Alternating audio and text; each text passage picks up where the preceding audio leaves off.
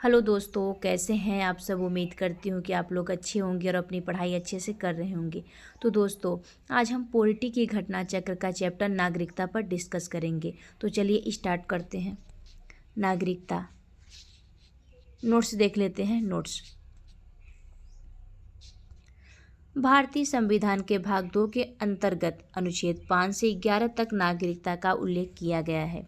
किस भाग में? भाग 2 में। कितना अनुच्छेद? 5 से 11 तक। भारत में ब्रिटिश के समान एकल नागरिकता का प्रावधान किया गया है।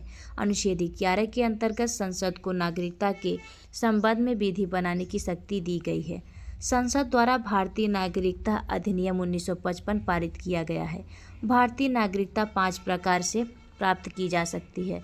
पहला आपका जन्म से, दूसरा आपका वंश परंपरा से, तीसरा आपका पंजीकरण से, चौथा आपका हो जाएगा देशीकरण से, और आपका पांचवा अर्जित भूमि के समामेलन द्वारा।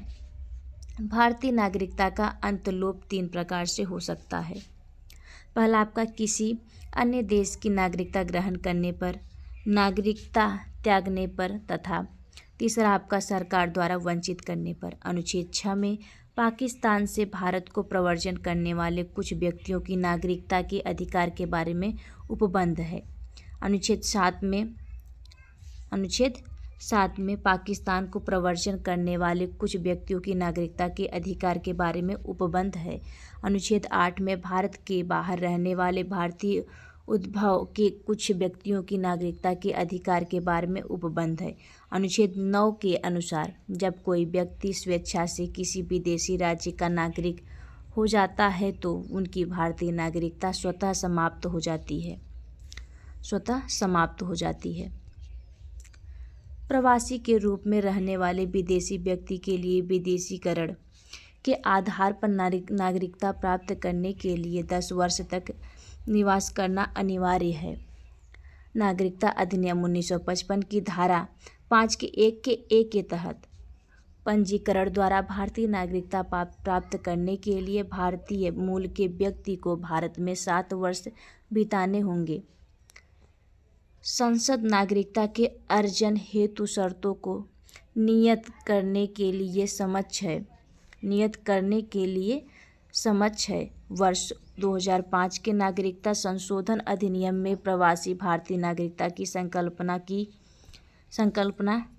की गई, जिनके अनुसार पाकिस्तान एवं बांग्लादेश के नागरिकों को छोड़कर सभी देश के भारतीय मूल के नागरिकों को केंद्र सरकार को आवेदन पर प्रवासी भारतीय नागरिकता के रूप में पंजीकृत किया जा सकेगा।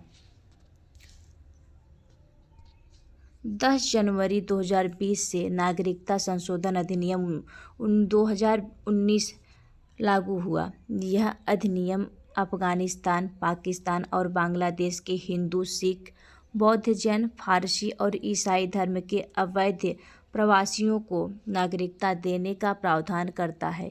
इस अधिनियम द्वारा उन्हीं को नागरिकता देने का प्रावधान है जिन्होंने 31 दिसंबर 2014 को या उनके पहले भारत में प्रवेश किया। यह अधिनियम संविधान की 6वीं अनुसूची में शामिल असम, मेघालय, मिजोरम और त्रिपुरा के आदिवासी क्षेत्र पर लागू नहीं होता है। यह अधिनियम बंगाल ईस्टर्न फ्रंटियर रेगुलेटिंग 1873 के तहत अधिसूचित इनर लाइन में आने वाले क्षेत्रों में भी लागू नहीं होता है।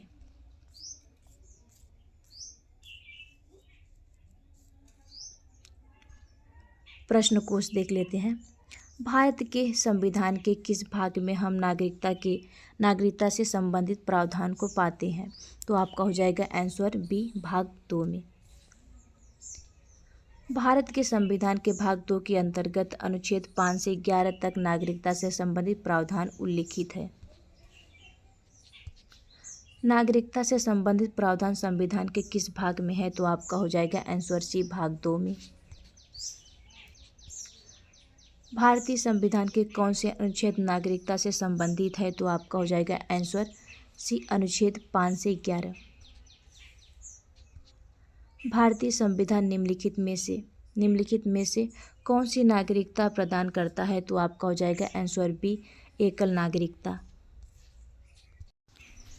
भारतीय संविधान एकल नागरिकता प्रदान करता है। भारत के प्रत्येक नागरिक की केवल एक एकल नागरिकता है, अर्थात वह केवल भारत का नागरिक है।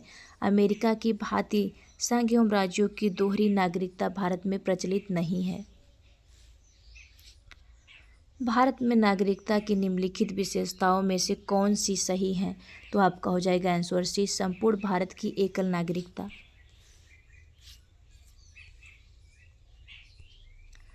भारतीय नागरिकता नहीं प्राप्त की जा सकती, तो आपका हो जाएगा आंसर डी, भारतीय बैंक में धन जमा करके।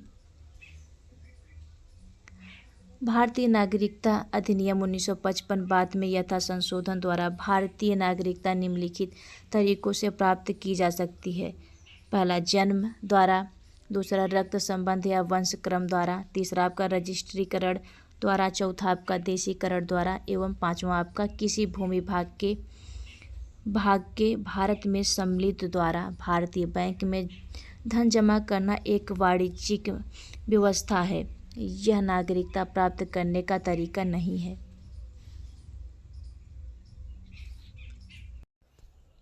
भारत का एक नागरिक अपनी नागरिकता खो देगा यदि वह भारतीय नागरिकता का परित्याग करता है, यह सही है। स्वेच्छा से अन्य देश की नागरिकता प्राप्त करता है, यह भी सही है। किसी अन्य देश के नागरिक से विवाह करता है, ये गलत हो जाएगा। सरकार की आलोचना करता है, ये भी गलत हो जाएगा। इसलिए आपका आंसर सी हो जाएगा, केवल 1 और 2। भारत के नागरिक की नागरिकता का लोप निम्नलिखित दशाओं में होता है।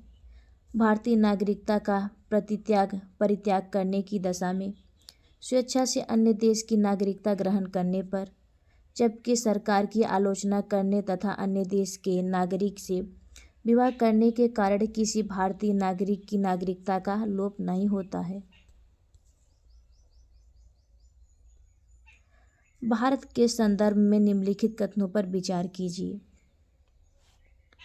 भारत में केवल एक ही नागरिकता और एक ही अधिवास है, ये सही हो जाएगा आपका। जो व्यक्ति जन्म से नागरिक हो केवल वही राष्ट्राध्यक्ष बन सकता है, ये गलत हो जाएगा। जिस विदेशी को एक बार नागरिकता दे दी गई है, किसी भी परिस्थिति में उसे इससे वंचित नहीं किया जा सकता, ये भी गलत है। इसलिए आपका आंसर ए हो जाएगा, केवल 1।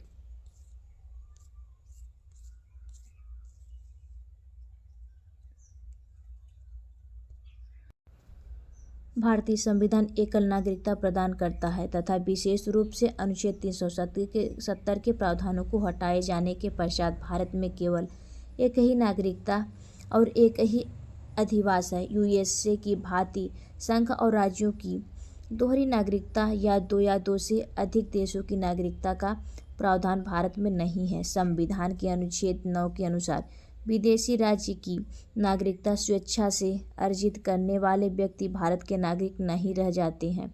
इस प्रकार कथन एक सत्य है, यानी सही है।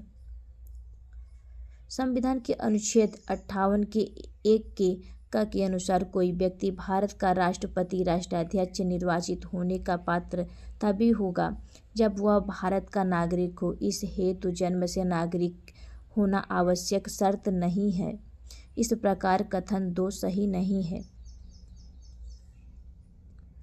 नागरिकता अधिनियम 1955 की धारा 10 के तहत भारत की नागरिकता प्राप्त करने वाले विदेशी व्यक्ति को नागरिकता से वंचित किया जा सकता है यदि उसने रजिस्ट्रीकरण या विदेशीकरण का प्रमाण पत्र, कपट, मिथ्या व्यपदेशन या किसी तात्विक तथ्य को छिपाने के द्वारा अभिप्राप्त किया हो, या यदि उसने भारत के संविधान के प्रति अभक्त या अप्रीतिपूर्ण दर्शित किया हो, या यदि उसने भारत के किसी युद्ध के दौरान शत्रु देश के साथ विधि विरुद्ध व्यापार या संचार किया हो, या यदि वह 7 वर्ष निरंतर भारत के बाहर साधारण निवासी रहा हो आदि। इस प्रकार कथन 3 भी सही नहीं है।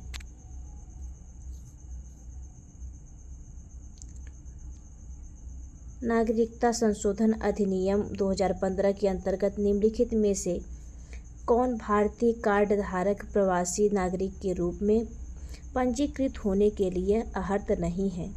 तो आपका हो जाएगा आंसर सी, वे भारतीय जो विभाजन के उपरांत पाकिस्तान प्रवासी हो गए। नागरिकता संशोधन अधिनियम 2015 के अंतर्गत भारतीय कार्ड धारक प्रवासी नागरिक के रूप में पंजीकृत होने के लिए निम्नलिखित लोग अर्हत हैं। पहला, एक अवयस्क बच्चा जिनके माता पिता में से दो या कोई एक भारतीय नागरिक है। दूसरा, भारतीय नागरिक की विदेशी मूल की पत्नी अथवा भारतीय कार्ड धारक विदेशी नागरिकों की विदेशी मूल की पत्नी तथा तीसरा आपका हो जाएगा एक व्यक्ति का परपोता या परपोती जो दूसरे देशों का नागरिक है किंतु पितामह पितामही मातामह मातामही संविधान लागू होने के समय अथवा बाद में किसी समय भारतीय नागरिक थे। आपका चौथा हो जाएगा एक व्यक्ति का एक अवयस्क बच्चा कुछ शर्तों खंड में उल्लिखित के साथ इनके अलावा पाकिस्तान, बांग्लादेश तथा अन्य देश जिसे केंद्र सरकार निर्धारित करे के नागरिकों को इससे वंचित रखा गया है। निम्नलिखित कथनों पर विचार कीजिए।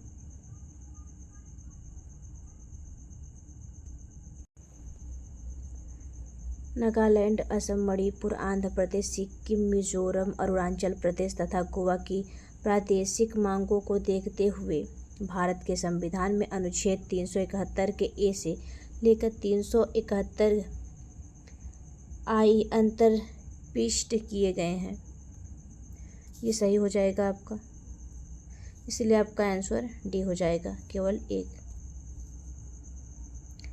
भारतीय संविधान के अनुच्छेद 371 के ए से लेकर 371 आई में नागालैंड, 371 के ए में असम, 371 बी में मणिपुर, 371 सी में आंध्र प्रदेश या तेलंगाना, 371 डी में सिक्किम, 371 या मिजोरम, 371 जी में अरुणाचल प्रदेश, 371 एच में तथा गोवा 371 आई में राज्यों के संबंध में विशेष उपबंध अंतर्विष्ट किए गए हैं। अतः कथन एक सत्य है। भारत तथा संयुक्त राज्य अमेरिका के संविधान में यद्यपि दो तंत्र संघ और राज्य हैं, लेकिन भारत में नागरिकता इकहरी है जबकि अमेरिका में दोहरी है। अतः कथन दो असत्य है। वे व्यक्ति जो देशीकरण द्वारा भारत की नागरिकता प्राप्त करते हैं उन्हें नागरिकता अधिनियम 1955 की धारा 10 के अनुसार नागरिकता से वंचित किया जा सकता है। अतः कथन 3 भी गलत है। इस प्रकार सही उत्तर विकल्प डी होगा। किस देश में दोहरी नागरिकता का सिद्धांत स्वीकार किया गया है? तो आपका हो जाएगा आंसर डी, संयुक्त राज्य अमेरिका, यूएसए। दोहरी नागरिकता का सिद्धांत संयुक्त राज्य अमेरिका में स्वीकार किया गया है। वहाँ प्रत्येक नागरिक दोहरी नागरिकता प्राप्त करता है, प्रथम संयुक्त राज्य अमेरिका की और दूसरे उस राज्य की जहाँ वह निवास कर रहा है। इसके विपरीत भारत में एकल नागरिकता की व्यवस्था की गई है। निम्नलिखित में से कौन नागरिकता के अर्जन हेतु शर्तों को नियत करने के लिए सक्षम है? तो आपका हो जाएगा आंसर डी, संसद।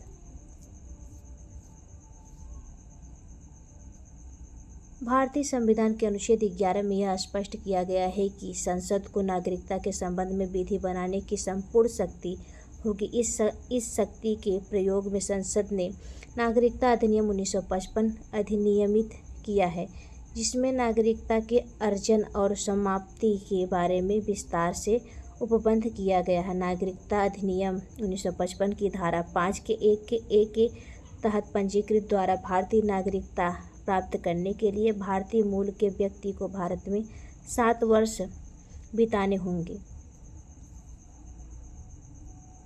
नागरिकता अधिनियम 1955 के अंतर्गत पंजीकरण द्वारा भारतीय नागरिकता प्राप्त करने के लिए भारतीय मूल के व्यक्ति को भारत में कितने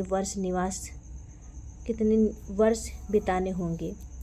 तो आपका हो जाएगा आंसर सी, 7 वर्ष। निम्नलिखित में से भारत में नागरिकता निर्धारण का विशिष्ट अधिकार किसे प्राप्त है? तो आपका हो जाएगा, चलिए थ्योरी के माध्यम से देखते हैं।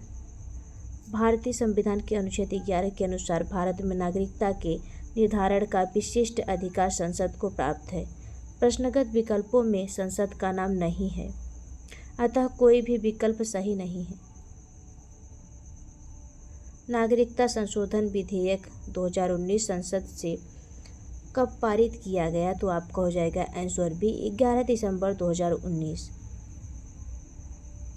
नागरिकता संशोधन विधेयक 2019 लोकसभा में 9 दिसंबर 2019 को प्रस्तुत किया गया एवं उनकी तिथि को लोकसभा में पारित किया गया 11 दिसंबर 2019 को। यह राज्यसभा द्वारा पारित किया गया। राष्ट्रपति ने इस विधेयक को 12 दिसंबर 2019 को मंजूरी प्रदान की और यह विधेयक अधिनियमित बन गया। 10 जनवरी 2020 से नागरिकता संशोधन अधिनियम 2019 लागू हुआ। नागरिकता संशोधन कानून कब पारित हुआ? तो आपका हो जाएगा आंसर बी, 11 दिसंबर 2019।